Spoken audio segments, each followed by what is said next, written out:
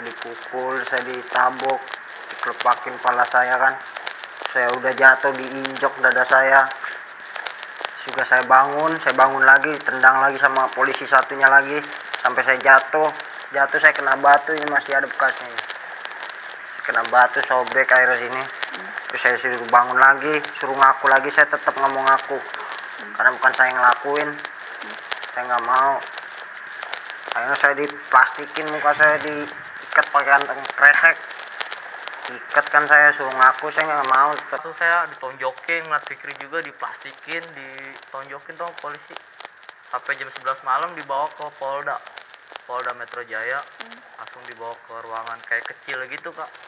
Dilakbanin sini saya lakbanin, disetrum sama polisi, suruh ngaku. Saya di situ belum ngaku. Pakai apa disetrum? Kayak alat bulat panjang. Kita tidak bisa menjas langsung salah tangkap ya, tapi kita harus melihat dulu kasusnya seperti apa. Kasusnya apa sih? Yang pertama ada laporan temuan mayat ya di sana. Kemudian polisi ngapain? Penyelidikan di sana, dan penyidikan agar menemukan apa? Menemukan saksi, menemukan barang bukti, menemukan tersangka dan petunjuk. Kan di situ kita temukan.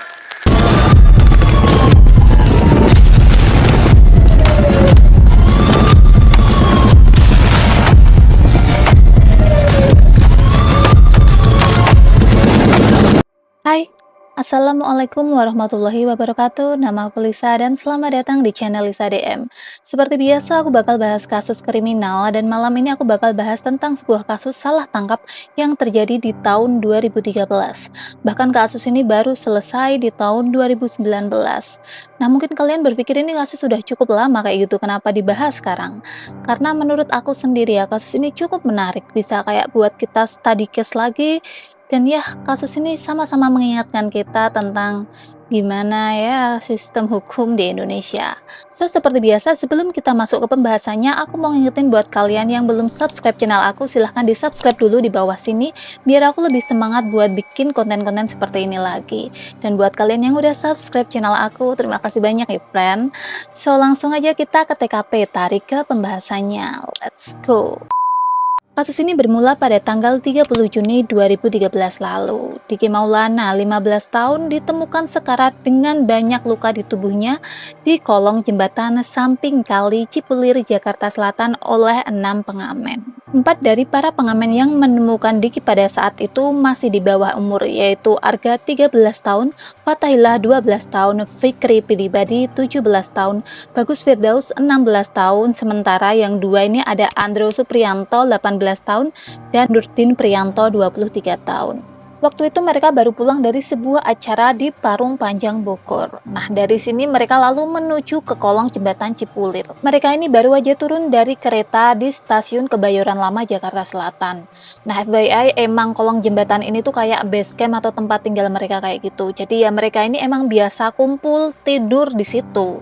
Nah, di sanalah mereka menemukan Diki yang sudah dalam keadaan dia seperti itu, banyak tusukan, sudah sekarat, dan ya darah di mana-mana. Pada saat itu Arga yang hitungannya masih kecil ya, ini nggak berani sama sekali dekat ke Diki. Tapi Fatahillah ini juga hitungannya masih kecil, tapi dia berani banget. Dia ini sempat membelikan minuman dan juga makanan untuk Diki, karena ya mungkin dia kasihan. Bahkan dia ini sampai mencuci luka yang ada di leher Diki. Sementara Arga memilih untuk beristirahat ya tidak jauh dari lokasi, sekitar 3 meter dari lokasi, karena emang Arga ini nggak berani buat deket-deket ke Diki. Dan waktu itu kan mungkin ya dia posisi capek ya, dia habis dari Bogor, habis dari acara, akhirnya ya dia tidur di situ. Ketika terbangun sekitar pukul 12.00, Arga ini mendengar dari teman-temannya bahwa Diki sudah tidak bernyawa. Jadi ya Diki yang tadi udah sekarat akhirnya meninggal juga. Nah, mengetahui hal itu, Andro dan Nurdin yang hitungannya ini udah lebih dewasa atau istilahnya tuh udah lebih paham, ini bilang ke security terdekat. Dari security inilah yang akhirnya membuat laporan ke kepolisian. Gak berapa lama dari laporan tersebut, akhirnya polisi pun datang ke TKP. Polisi lantas membawa Arga, Andro dan juga Bagus ke kantor Polsek Pesanggerahan. Beberapa menit kemudian polisi membawa ketiganya ke Polda Metro Jaya. Sesampainya di Polda Metro Jaya, mereka ini dimintai di beberapa ruangan yang berbeda. Mereka kembali diinterogasi. Nah, mulai dari sini kita bakal lihat dari POV-nya Arga. Jadi ini dari menurut sudut pandang Arga atau menurut keterangannya Arga kayak gitu.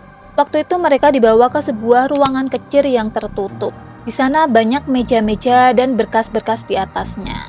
Setelah menceritakan detail dari kronologisnya, menurut keterangan Arga, penyidik ini malah memaksa dirinya untuk mengaku bahwa ia dan teman-temannya yang telah menganiaya atau mengeroyok Diki hingga Diki ini tewas. Nah, di sini sebenarnya Arga ini sudah sangat menolak karena ya memang mereka bukan pelakunya kayak gitu. Karena tidak mau menuruti kemauan polisi, akhirnya Arga dan teman-temannya ini dibawa ke parkiran. Di sanalah mereka ini diinjak-injak, dipukuli, diplester mukanya, disetrum, dan lain sebagainya. Mereka ini dipaksa mengaku jika mereka tidak ingin mendapatkan perlakuan yang lebih parah lagi. Nah, awalnya Arga ini kekeh nggak mau ngikutin apa yang diminta polisi, tapi ternyata temannya Andro dan juga Bagas ini ya mengaku sesuatu yang nggak mereka lakukan karena mungkin udah nggak kuat atau gimana. Ketiganya lantas dibawa ke kolong jembatan Cipulir di mana Diki ditemukan tewas. Nah, di sana mereka diminta untuk melakukan reka adegan yang sebenarnya mereka sendiri nggak tahu ya karena bukan mereka pelakunya. Nah, disinilah datang Fathahillah dan juga Fikri pribadi. Menurut keterangan dari Fatah sendiri, mereka ini ditangkap ketika mereka sedang tidur di samping angkringan Jalan Perdata Raya, Pancoran, Jakarta Selatan. Di sana mereka ini sempat dimintai keterangan di sebuah warteg tidak jauh dari TKP. Nah, menurut keterangan dari Fatah sendiri, sejak di warteg tersebut mereka sudah mendapat intervensi dan juga intimidasi dari polisi. Jadi ya sejak itu udah ada kayak baku hantam kayak gitu dari polisi ke mereka. Fathahillah mengatakan bahwa polisi juga melakukan kekerasan terhadap mereka. Kepala mereka ini dibungkus dengan plastik kresek lalu mereka dipukuli selama sepekan di Polda Metro Jaya. Ia dipukuli, diinjak-injak, disetrum agar ia mau mengaku. Bahkan ya di sini tuh ada buktinya karena ada bekas luka setrum di punggung bagian bawah dari Fathahillah dan juga di perutnya. Tapi menurutku Fathahillah ini keren sih anaknya. Dia ini tetap nggak mau ngaku awalnya. Dia kekeh bahwa ya bukan dia pelakunya. Bahkan di awal tadi ya waktu menemukan Diki masih dalam keadaan hidup nih, Fathahillah juga kan yang nolongin dia beri makan, beli minum. Tapi ya kadang nolongin orang malah balik ke kita sendiri. Jadi gimana gitu. Dan Fathahillah ini tetap dengan keterangannya bahwa dia dan teman-temannya bukan pelaku sampai akhirnya mereka dinyatakan bersalah. Nah, di tanggal 1 Oktober 2013, Fikri, Fatah, Bagus, dan juga Arga dinyatakan bersalah di Pengadilan Negeri Jakarta Selatan. Mereka dijatuhi hukuman penjara masing-masing Fikri 4 tahun, Fathahillah 3 tahun 6 bulan, Arga dan Bagus 3 tahun. Selanjutnya aku bakal sebut 4 orang ini, Fatah, Arga, Bagus, dan juga Fikri ini Fikri CS ya, karena ini nanti cukup sulit kalau nyebutin semua namanya. Nah, untuk Andro dan juga Nurdin ini gimana, Lis? Untuk Andro dan juga Nurdin ini masih terus dilakukan pemeriksaan perkara. Sementara itu, LBH Jakarta atau Lembaga Bantuan Hukum Jakarta yang mendampingi mereka pada saat itu mengajukan banding ke Pengadilan Tinggi DKI Jakarta. Namun di sini mereka kembali dinyatakan bersalah. Tapi di sini LBH ini nggak menyerah, mereka kembali mengajukan kasasi ke Mahkamah Agung. Nah, sementara kasasi dari Fikri CS ini diproses pada tanggal 16 Januari 2014. Jadi ini udah ganti tahun kayak gitu. Nurdin dan Andro akhirnya dinyatakan bersalah dan dipidana penjara masing-masing 7 tahun. Keduanya pun mengajukan banding ke Pengadilan Tinggi Jakarta. Sementara itu di tanggal 14 Februarinya, kasasi dari Fikri CS ini ditolak. Alasannya tuh karena pengajuannya sudah melewati batas tenggat waktu yang ditentukan atau lebih 14 hari dari putusan banding. Jadi tahunnya Hakim Mahkamah Agung ini tuh hasil bandingnya keluar di tanggal 3 Desember. Sementara pengajuannya di tanggal 23 Desember, dimana kalau di situ hitungannya tuh ya udah lebih ya, udah 20 hari. Nah, di sini kalian jangan nyalain LBH dulu karena sebenarnya kesalahannya ada di Hakim Mahkamah Agungnya. Kok bisa gitu? Karena hasil bandingnya ini diketahui oleh Fikri CS ini di tanggal 10 Desembernya. Harusnya ini tetap masuk karena 10 Desember ke 23 Desember ini berarti masih 13 hari ya. Jadi belum melewati batas tenggat kayak gitu. Cuman ya ada kesalahan dari Mahkamah Agungnya. Nah, alhamdulillahnya di tanggal 5 Maret 2014 Andro dan juga Nurdin ini dinyatakan tidak bersalah dari semua dakwaan. Semua dipertimbangkan atas pernyataan 5 saksi di mana salah satu saksinya yang bernama Ian pribadi yang merupakan teman dari pelaku sesungguhnya. Pelaku sesungguhnya yang telah menghilangkan nyawa dari Diki. Jadi di sini nih udah mulai kelihatan pelaku sesungguhnya nih siapa. Nah, Yan ini menjelaskan bahwa pelaku sesungguhnya bernama Khairuddin Hamzah alias Brengos dan Jubaidi alias Jubai. Ian mengaku bahwa dirinya, ya Ian sendiri dengan brengos dan juga jubah ini memang sudah merencanakan penghilangan nyawa dari Diki untuk merampas motor Mio yang dimiliki Diki. Namun akhirnya yang melakukan atau yang eksekusi itu cuman Jubai. Nah, di tanggal 5 April 2015, berarti ini Fikri CS sudah ditahan setahun ya. Fikri CS ini memohon agar Mahkamah Agung melakukan peninjauan kembali dengan adanya novum yang dapat membuktikan bahwa para terpidana bukanlah pelaku sebenarnya. Karena kan pelaku sebenarnya udah diketahui ya siapa. Mereka mengajukan beberapa bukti, diantaranya adalah video dan juga screenshot dari pengakuan pelaku yang sebenarnya yaitu Ian pribadi. Mereka juga menyatakan bukti pertentangan keterangan BAP polisi dengan fakta yang terungkap dalam persidangan. Menimbang semua bukti tersebut dan juga kekeliruan dari Hakim Mahkamah Agung, kekeliruan yang tadi soal tanggal kasasi itu, akhirnya di tanggal 19 Januari 2016 Fikri CS dibebaskan dan dinyatakan tidak bersalah. Dan akhirnya Mahkamah Agung juga memutuskan untuk mencabut BAP polisi pada saat itu karena mereka tidak didampingi kuasa hukum. Jadi ketika mereka dimintai keterangan, mereka ini tidak didampingi kuasa hukum, di mana sebenarnya itu dianggap ilegal. Selain itu juga ditemukan intimidasi dan juga intervensi yang dilakukan oleh polisi terhadap mereka. Sehingga bisa dibilang BAP-nya ini terkesan dipaksakan atau dikarang seperti itu.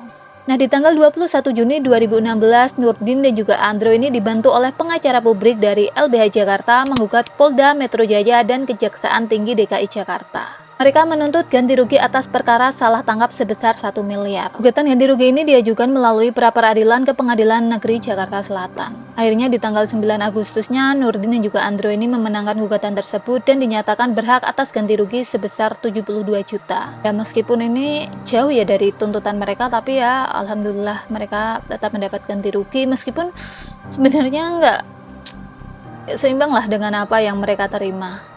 Nah, selang 3 tahun kemudian, giliran Fikri CS yang mengajukan gugatan kepada Polda Metro Jaya dan juga Pengadilan Tinggi DKI Jakarta. Mereka memperjuangkan hak ganti rugi atas penahanan tersebut sebesar 186.600.000 per anak.